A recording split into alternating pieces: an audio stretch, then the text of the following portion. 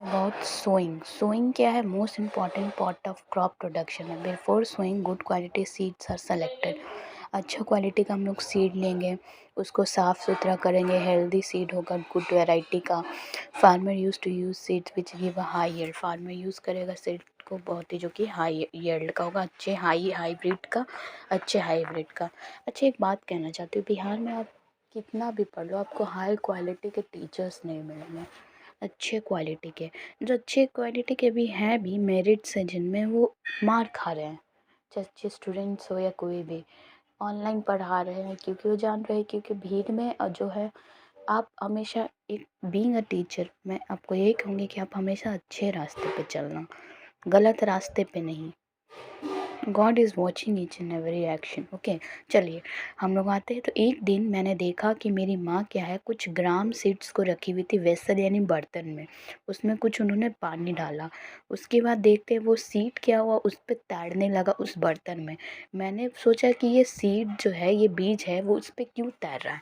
अब हम एक्टिविटी के बारे में बात करेंगे। तो एक्टिविटी क्या, एक बीकर लेते। बीकर जानते हैं आप कैसा दिखता है, how it is looked beaker. अगर आप लोगों ने कभी प्रैक्टिकल किया होगा तो यू मे हैव सीन कि you may have seen some beaker is like this. Okay, तो ये बीकर है, उसमें हम कुछ हाफ वाटर लिए, sometimes we take half water. ठीक, put a handful of wheat, इसमें हमने कुछ वीट डाला, वीट सीड्स यानी कि हम इसमें गेहूं का सीड्स डाला। ठीक है, गेहूं का सीड्स डाला, उसमें उसको स्टर किया, मतलब कि स्टर वेल मीन्स कि हमने उससे क्या किया, मिक्स वेल किया। ठीक है, mix well and wait for some time. अब हम कुछ समय के लिए क्या करेंगे, वेट करते हैं।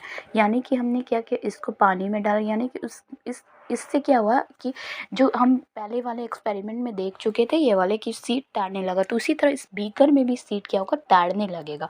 क्या ये हैवियर है than those which sink, would those be lighter और heavier than those which sink. क्या ये हैवियर है या लाइटर होता है जो सिंग कर रहा है। Why would they be lighter, ये लाइटर क्या होता है, damage seeds become hollow and are thus lighter. Damage seeds क्या होता है, ये क्या होता है, बहुत ही हॉलो होता है। ठीक है, एंड दस लाइटर, बहुत ही ज़्यादा क्या होता है, लाइटर होता है, हल्का होता है। ठीक है, दस therefore they float on water, ये क्या होता है, फ्लोट होता है water. This is a good method for separating good healthy seeds from the damage one. ये क्या होता है, गुड मेथड होता है सेपरेट करना गुड को, मतलब कि इससे क्या हुआ, हम अच्छे सीड्स को बाहर निकाल देंगे, that is good seeds are separated out, है ना। गुड सीड्स क्या होगा हमारा, हम उसको बाहर निकाल देंगे, सेपरेट कर देंगे, और ये बहुत ही लाइटर होगा। Unhealthy seeds from the damage one, और जो हेल्दी सीड्स है, ठीक है, हेल्दी सीड्स यानी कि जो बहुत ही हेल्दी सीड्स हैं, वो डैमेज वन से रिपेयर हो जाएगा। Before sowing one of the most important task is to know about the tools use for sowing seed. बहुत इंपॉर्टेंट टास्क क्या है कि हमें ये जानना है टूल्स के बारे में कि सीड्स क्या होता है, सोइंग सीड क्या है। ठीक है, सोइंग सीड्स यानी बिफोर सोइंग, उगाने से पहले हमें इम्पॉर्टेंट टास्क जानना है कि टूल्स जो कि यूज होता है क्या चीज़, सोइंग सीड्स के लिए। ठीक है, सोइंग जो हम उगा रहे हैं। अब आ जाओ traditional tool. What is traditional tool? The tools used traditionally for sowing seeds shaped like a funnel. Funnel की तरह होता है, figure 1.2a. ठीक, the seeds are filled into the funnel, passed down through 2 or 3 pipes having sharp ends. This ends spears into the soil and place seeds there. और वहाँ पे हम लोग क्या करते हैं, बीज डालते हैं। यहाँ पे tools use traditionally for sowing seeds जो भी हम लोग यूज़ करते हैं ट्रेडिशनली सो करने के लिए, वो फनल की शेप्ड की तरह होता है। ठीक, फिगर 1.2a में देख सकते हो फनल शेप्ड का है। ट्रेडिशनल टूल यानी कि जो घरेलू उत्पाद है, हल जोतना, वो सब का यूज़ कर रहे हैं हम लोग। तो seeds are filled into the funnel, funnel में फिल हो गया, pass down through 2 or 3 pipe से पास हुआ। ठीक, हैविंग शार्प एंड्स, इसका बहुत ही शार्प एंड्स होता है। These in pairs into the soil and place seeds. अब ये पेयर्स होगा और वहाँ पे जाके क्या होगा, सॉइल में सीड क्या होगी, फिक्स्ड हो जाएगी। ठीक है, फिक्स्ड, गेट फिक्स, आसानी से फिक्स्ड हो जाएगी। अब हम आसानी से इस पर पौधा उगा सकते हैं। दूसरा हमारा मेथड है दैट इज सीड ड्रिल। ये आप देख रहे हो सीड ड्रिल, इस तरह का औजार होता है, इसको पूरा चलाया जाता है। सीड ड्रिल में क्या हुआ, nowadays see figure 1.2 b is use for sowing with the help of tractors के द्वारा आज के समय हो रहा है। सीड को ड्रिल किया जाता है, अंदर बैठाया जाता है, ये शो करता है सीड को प्रॉपर डिस्टेंस में और डेप्थ में। एक डिस्टेंसेस में होता है और एक डेप्थ में होता है। Ensure that seeds get covered by the soil after sowing. ये इंश्योर क्या करता है, तो सीड क्या होता है, पूरी तरह से कवर हो जाता है। पूरी तरह से हम क्या कर सकते हैं, इसको कवर कर देते हैं शोइंग के बाद। This prevent damage cause by birds. और इसकी तरह से वो अंदर पूरी सॉइल के बर्ड्स, सब चिड़िया जाते हो, चिड़िया आती है चहचहाती है, मिट्टी पे बैठ जाते हैं, तो ये इसको रोक देता है। तो sowing by using a drill saves time and labour.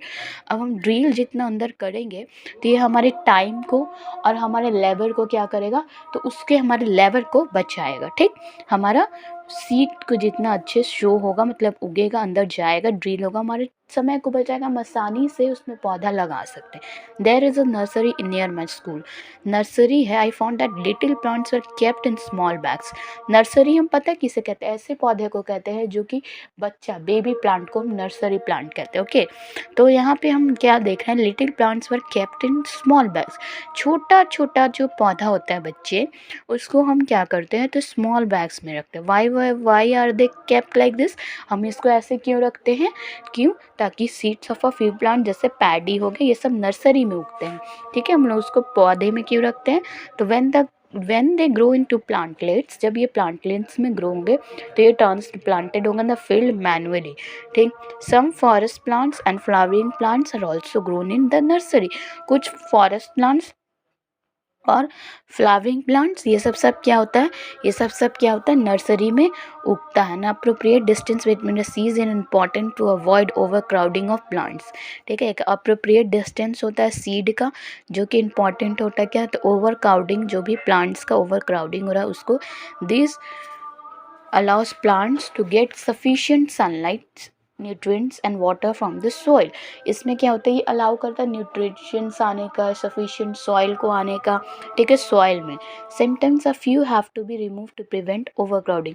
किसी किसी चीज़ को क्या होता है, प्रिवेंट किया जाता है फ्यू प्लांट्स को, ताकि हम रिमूव करें और क्या करें, प्रिवेंट करें क्या, ओवर क्राउडिंग। एडिंग मैन्योर और फर्टिलाइजर्स के बारे में हम, यानी हम सारे सीड्स को लगाते लेकिन एक डिस्टेंस पे लगाते हैं। मान लो ये बीज है, हम इसको एक यहाँ लगाएंगे, एक यहाँ लगाएंगे, एक यहाँ लगाएंगे, एक यहाँ लगाएंगे, एक यहाँ लगाएंगे, ताकि हमारा जो प्लांट है वो एक डिस्टेंस में रहे, उसको एक प्रॉपर क्या मिल सके, तो उसको एक प्रॉपर सनलाइट, न्यूट्रिएंट्स और वाटर मिल सके। कहाँ से, तो सॉइल से मिल सके। ठीक है, सॉइल से।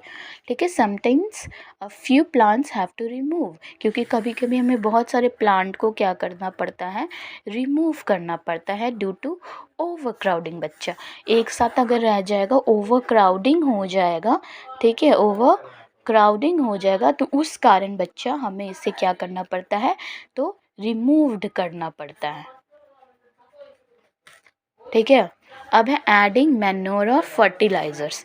अब हम इसमें क्या करेंगे, मैन्योर करेंगे। देखो बच्चा, तुम यहाँ बिहार का जो स्थिति है ना, it is very poor condition of infrastructure of Bihar, because there is no high quality of teacher which you can spell it in English. They only speak in Hindi and they think they are better. Actually they are not getting a better quality of education or infrastructure, but they are not able to understand that. Okay, adding manure of fertilizers। अब हम manure of fertilizers की बात करेंगे।